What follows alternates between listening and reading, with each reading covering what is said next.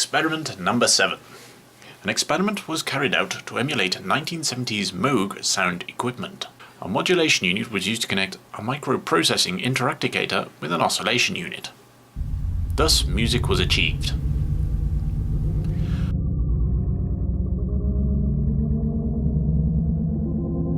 Higher frequency of opcode relays is required.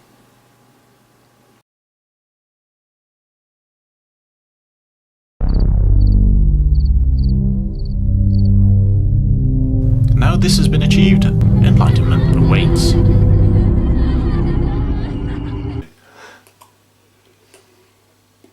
Right. Hello, welcome back to the In the Court of the Wenton King. What are we doing this week? We're continuing our camel quest. The Quest of the Camel. Yeah. Actually, we probably should point out, we originally planned to finish on Moon Madness. At one point we did, yeah. Yeah. We had. I mean, I bought the first 6, and we thought, well, we'll probably finish at Mood Madness. Yeah. But we did continue. We are continuing. Yeah. With rain dances. Rain Dances, yeah. I mean, this week I've been listening to Rain Dances by Camel. I've been listening to Black Tie White Noise by Bowie. I've been listening to a Malmsteen covers album, and I've been listening to some 80s Genesis. That's quite a jarring combination of stuff. But I tell you what, it's all good stuff, but this kills it. I'll tell you what, it's way better than Moon Madness for me, which surprised me. You always hear, oh yeah, Camel, they did Mirage, Snow Goose and Moon Madness. There seems to be a almost prog consensus that this was the start of the slide and it's nowhere near as good as Moon Madness. I think it's the lineup change. I think that's what it is. But I think this is far better. I think this is a fantastic album. This is my new favourite thing. I kind of agree, actually. I think it's been a bit misjudged, probably because the lineup changes would suggest a slightly more proggy direction, and what they've actually done is the opposite of that. It's not commercial, but it is more distinctive, and it has wider sort of emotional content. Still with the cool instrument stuff. It is more commercial, you're right. It is not just the single. It's slightly more commercial. It's not commercial, and I think that's the thing. It's a long way from being really commercial. Yeah. That's the thing. It's they wanted to go commercial, and it's I don't think that's really that true. I just think they wanted. Well, maybe they wanted to change. I think possibly they were looking for their Dark Side of the Moon, something that was really going to break for them. Yeah. And I think this was Probably their should. attempt to that. It's cohesive. It's got all these wonderful melodies through it. It's got some of my favourite playing on any of these albums. In a way, Mood Madness. I keep saying Mood Madness. Moon Madness. I'm quite surprised actually, because the one thing that strikes me is it seems less guitar focused. It comes and goes with each album, doesn't it? But I mean, with this one, you've got the sax as well. Yeah. And obviously the flute's taking a back seat. Yeah. But I think that what it is they're sort of dancing on the precipice of commerciality. I think that's quite an interesting place to be. On the precipice is the most exciting place to be. It probably is. Yeah. Yeah, and it means it stands up very well years later. Which it does. Also, I was pleasantly surprised. Very much so. I thought it would be Mood Madness, but Mel Collins joined the band from King Crimson. Yes, I think at that point, not necessarily recognised as much as he should have been for his fantastic playing. And for me, it's those moments of little moments of sax. There's not a lot of them. It's those moments for me are fantastic. They haven't just put saxophone all over all of it, No. which is important. They've introduced it very carefully and very well. Yeah. I mean, the other change is Richard Sinclair on bass, but he brings an actual voice to the album. Now, it's not massively different style, but it is better. The vocals are better. So yeah, I forgot what I was going to say anyway. So first song. First Light. First Light. Man. It's funny when it starts. It starts a bit, it's alright. When it comes on I think, okay, yeah, this is going to be okay, it's alright. But then the band comes in and there is actually a tightness to the band actually, even though they've got a new bass player, which is interesting. And it's like, oh no, this is good. And then the melody starts and man, this is great. A little bit Spock's Beard, maybe, that kind of thing. It's very melodic keyboard tune. Mm-hmm. Although sometimes played on the guitar. Obviously it doesn't sound like Spock's Beard. Spock's Beard sounds like Camel. But it builds and builds and builds. It's when the saxophone comes in. A moment of awesome. There are moments of awesome on this album, and it's the saxophone coming in on First Light, and it's like, oh my god! I don't actually like the sax bit. It's a bit in your face, mate. We got a sax player now, so get used to it. Eat the saxophone. Because it is building, and it just suddenly comes. It's sort of like the guitar passes over to the sax, and that's not exactly smooth. That little transition. Yeah. Well, they fumbled the relay, put it that way, and it's sort of. I mean, in isolation, the sax bit's good. It's like a sax solo that's really loud. It seems a little bit in your face. But yeah, it conjures red for me. That's probably why I would think. Yes, awesome. Right, so there's an interesting melody in First Light, but we'll talk about that in a bit. Next track, Metrognome. This starts, and I'm thinking, oh, this is another song about a gnome, isn't it? Like the Laughing Gnome and Pink Floyd's The Gnome. You have a little bit of a silly song about a gnome to a metronome kind of thing. You got some, then you got some very traditional Camel guitar and but it obviously builds into full-on fusion.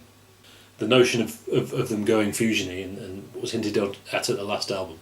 They weren't kidding. This is proper fusion, this stuff. Which means, it is a load of playing, but it is great. And I'm so impressed that they can get the juxtaposition so right, the European ethereal guitar and the fusiony kind of sickliness of that fusiony stuff, and get them both together without it jumping around. Brilliant. Not the best song on the album. See, when I first heard it, I listened to it, I thought, okay, this is a song about time, and this sort of linked into the dark side. I thought they're just playing on a Pink Floyd theme here, but they're not. No. The actual lyrics and the song itself are pretty good, are very good actually. Yeah, I don't think it's about a gnome. It's quite a dark subject, and the sort of music juxtaposes that subject.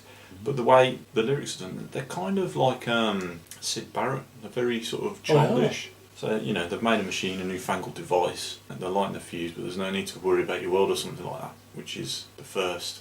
Right.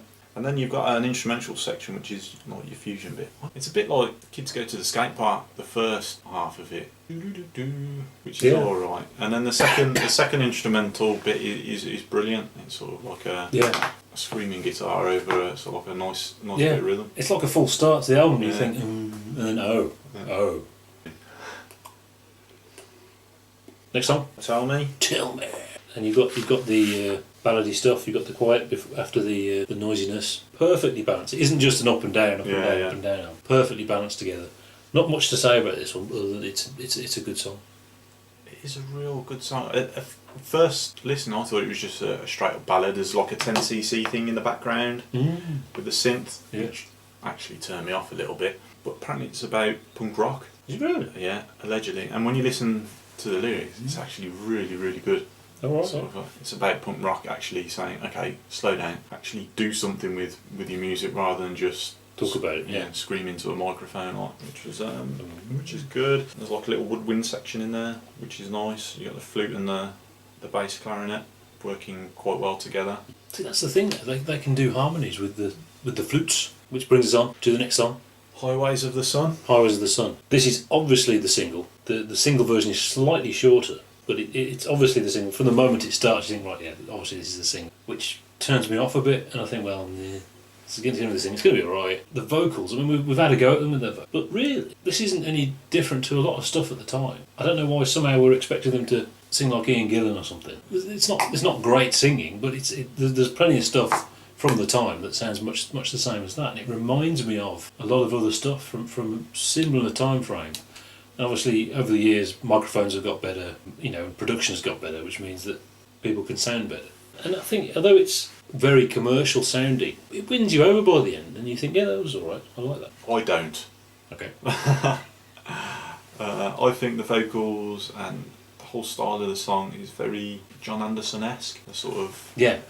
Wonder of Stories is the same year. I wonder if it's after Wonder of Stories. I think it's the really uplifting imagery is a little bit... It's a bit too much for me. It's like a bit like Christian rock without the sinister undertones. Not my favourite track. Next song? Unevensong. Unevensong. It's at this point, something hinted to it in the previous song that it started making me think of sort of Supertramp and that kind of thing. And then when Unevensong starts, it's like, yeah, that's what it is. It's kind of like Supertramp. And then, But Unevensong, I think after a minute, hang on a minute, no, this sounds like UK. This is fantastic. The fact that it starts with the best bit of the song makes it work incredibly well. It's that kind of heavy prog. It's not heavy, it's heavy prog stuff going on. Brilliant. And there's a lot of different bits to it, which aren't as fantastic as that bit. But I don't care, because that bit's so awesome. It comes and goes and does some different things, and great, brilliant.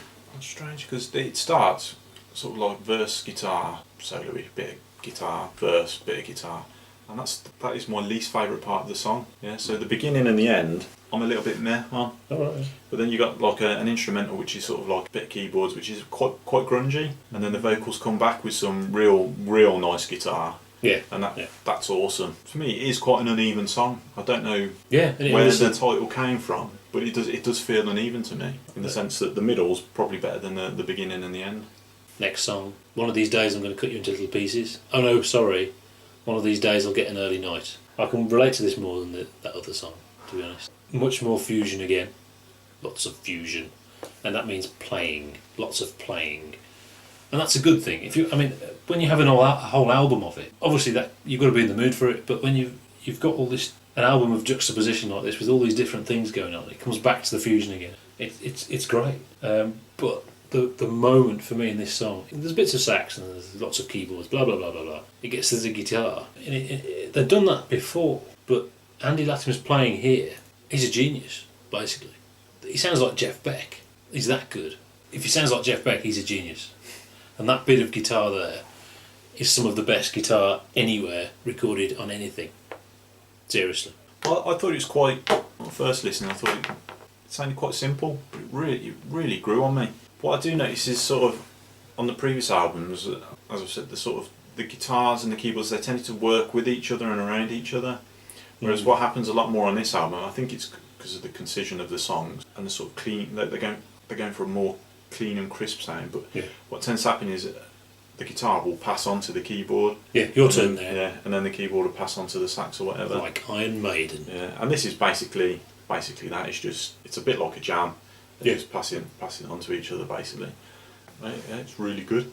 Next song. I don't know how you pronounce this. Elke or Elke. It's either Elke or Elk. Perfectly positioned on the album. At the point when you think we've had quite a lot of fusion now. We've heard it all now. It's almost ambient to start off with, and there's all sorts of lovely stuff in there. Brilliant. And as it starts, you think it's going to be shorter. There's all sorts of fantastic stuff in there. All down, all relaxed. Ambient stuff. It's the Brian Eno collaboration, which I think maybe they did consider that this was being a little bit too straight for the prog heads, and maybe thought we'll get Eno in and prog it up. It doesn't come across like that. It definitely fits quite nicely to the album. If you like Brian Eno stuff, you'll like this. It adds to the album so well, makes the whole thing work so fantastically. This is, that's quite a scalp to get on there, Brian Eno. And when you consider the sort of personnel that got involved now, I can only assume that they were really going for it. This was going to be their.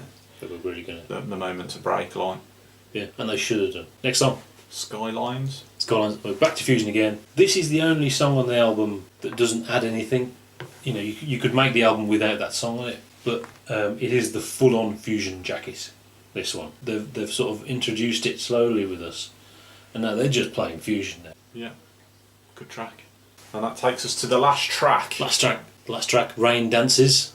And obviously this is the reprise of First Light. I think there's bits of the themes in some of the other songs. I think you're right. There's bits of the themes in One of These Days, but it comes back on this one. It's at this point I realise it's very familiar. It's Have a Cigar. It's Heaven and Hell. It's a few other things as well. So it's not like it's not nicked from anywhere. It's just a very common little progression. Yeah.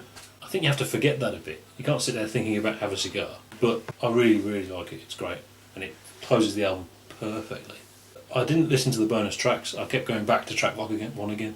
Yeah, it is a closing track. I'm sort of, because it's a reprise, I kind of know it's finishing the album off. So I'm sort of pulling myself out of it a little bit. So it's not. I don't think it's that distinctive. It's not going out with a bang or anything like that. It's a sort of slow wind down. I think it's just a perfect closing. Yeah. It's closure for the whole album. Yeah. There we go. That's Rain Dances. Yeah. Thanks for listening. Next week we'll be back with Breathless. See you next week.